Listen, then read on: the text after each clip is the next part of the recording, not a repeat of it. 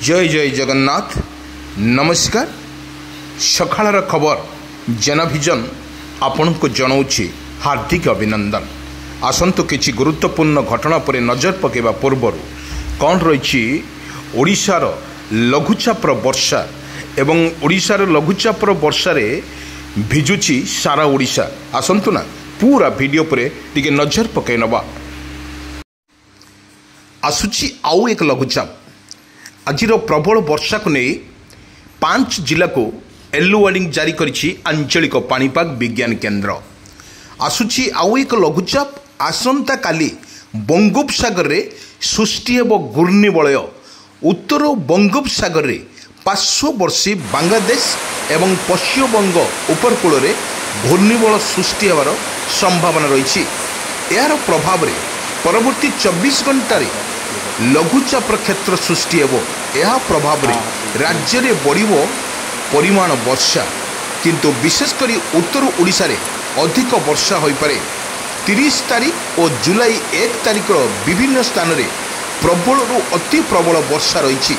30 तारीख रे केन्दुझर मयूरभंज और जाजपुर रे ऑरेंज वार्निंग जारी करिछि।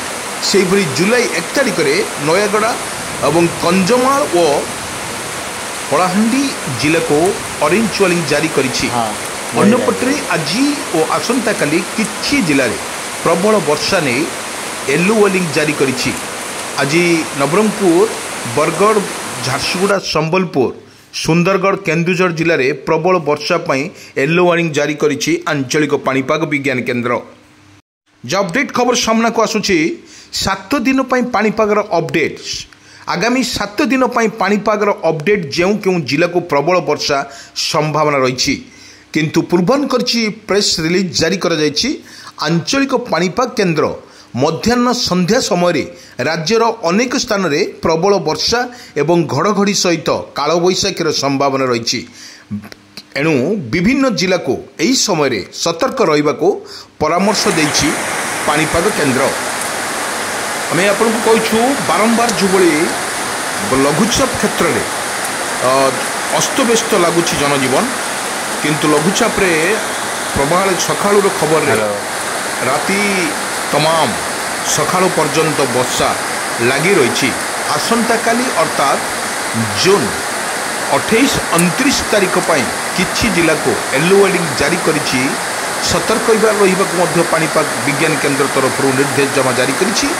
एही जिला गुड़ी को होउछि सुंदरगढ़ केउंझर झारसुगुड़ा बरगढ़ संबलपुर मयूरभंज देवगढ़ अनुगुल ढेंकानाल भद्रक केन्द्रापड़ा जाजपुर कटक जगतसिंहपुर नयगढ़ पुरी गजपति और गंजाम। यही सब जिला गुड़ी गोटे किंबा 2टी स्थान में प्रबल वर्षा घड़घड़ी सहित झटका पवन एवं 30-40 किलोमीटर प्रति घंटा बेगर पवन बहिबार संभावना रही। जून 29 तारीख पर येलो वार्निंग जारी करिछि पाणीपाग विज्ञान केन्द्र। सेभली जिला गुड़िक मध्य बरगढ़ झारसुगुड़ा संबलपुर सुंदरगढ़ केन्दुझर बालेश्वर भद्रक जाजपुर केन्द्रापड़ा कटक जगतसिंहपुर पुरी खोर्धा नयगढ़ गंजाम गजपति भली जिला गुड़िक सतर्क रहिबाकु पाणीपाग पक्षर परामर्श जारी। किंतु मध्याह्न संध्या समय एही जिला गुड़िकरू गोटे किंबा 2टी स्थान में प्रबल वर्षा और झटका पवन 30-40 किलोमीटर बेगरे अति घंटा प्रति पूर्वान करिछि आंचलिक पाणीपाग विज्ञान केन्द्र। अब आकाश मेघाच्छन्न सहित प्रबल वर्षा जारी रहउथवार दृश्यमान हेउछि। आपण विजुअल माध्यम देखंतु किभली भाव में आकाश तार मेघाच्छन्न अवतार रे रही एवं तुहाक तुहा वर्षा जारी रहुछि। सेपरि जुलाई 1 तारीख रे मध्य किछि जिला को येलो वार्निंग जारी करिछि आंचलिक पाणीपाग विज्ञान केन्द्र। नयगढ़ कंधमाल कलाहांडी भली जिला को ऑरेंज वार्निंग जारी करिछि आंचलिक पाणीपाग विज्ञान केन्द्र। किंतु एटी कोरापुट नवरंगपुर बलांगीर सोनपुर बौद्ध कटक खोर्धा गजपति गंजाम नुआपड़ा रायगढ़ पुरी भली जिला गुड़ी को येलो वार्निंग जारी करिछि।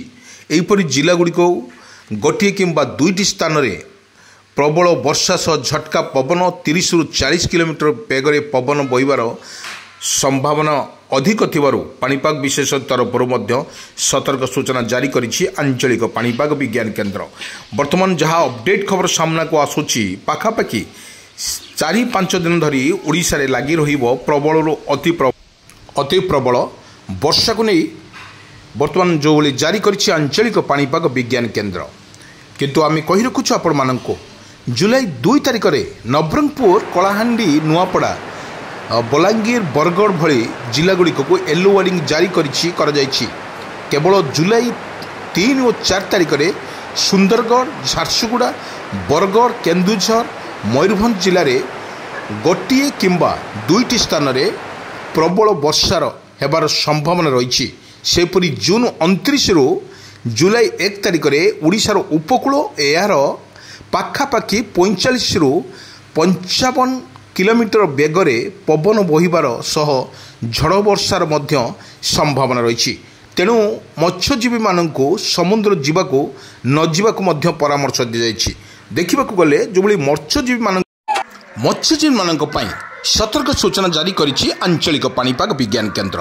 କାରଣ କି ଯେଉଁଭଳି ଲଘୁଚାପ ସୃଷ୍ଟି ହେଉଛି ସମୁଦ୍ରରେ, ବଙ୍ଗୋପସାଗରରେ ଲଘୁଚାପ ସୃଷ୍ଟି ଫଳରେ ଘୂର୍ଣ୍ଣିଝଡ଼ ହେବ। ଘୂର୍ଣ୍ଣିଝଡ଼ ଫଳରେ ଅତ୍ୟଧିକର ବର୍ଷା ମଧ୍ୟ ଜାରି ରହିବ ଏବଂ ପବନର ବେଗ ମଧ୍ୟ ଅଧିକା ରହିବ ବୋଲି ଯାହା ଆକଳନ କରୁଛି ପାଣିପାଗ ବିଶେଷଜ୍ଞ।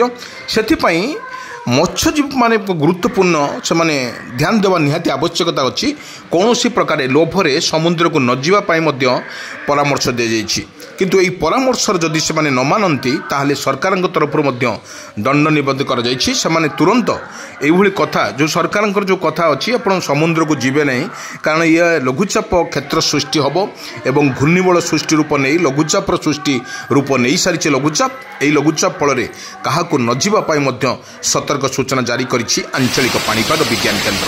ଆପଣଙ୍କୁ ଭିଜୁଆଲ୍ ମାଧ୍ୟମରେ ମୁଁ ଦେଖାଉଛି, ଯେଉଁଭଳି ଦେଖନ୍ତୁ କିପରି ତୁହାକୁ ତୁହା ବର୍ଷା ମଧ୍ୟ ଜାରି ରହିଛି। ଏହି ବର୍ଷାରେ ଅତି ପ୍ରବଳରୁ ପ୍ରବଳ ବର୍ଷା ମଧ୍ୟ ଜାରି ରହିଛି ଓଡ଼ିଶାରେ ପ୍ରତ୍ୟେକ ଜିଲ୍ଲାରେ ବର୍ତ୍ତମାନ ଲଘୁଚାପ ବର୍ଷାରେ। କାରଣ ଆଗକୁ ଯେଉଁ କୃଷି କ୍ଷେତ୍ର ଓଡ଼ିଶାର ଯେତେବେଳେ ଦେଖିବାକୁ ମିଳିବ, କୃଷି କ୍ଷେତ୍ର ଏହି ବର୍ଷା କିଛି ପରିମାଣରେ କୃଷକ ଭାଇମାନଙ୍କୁ ସ୍ୱାଗତ କରୁଥିବାର ମଧ୍ୟ ଜଣାପଡ଼ିଛି।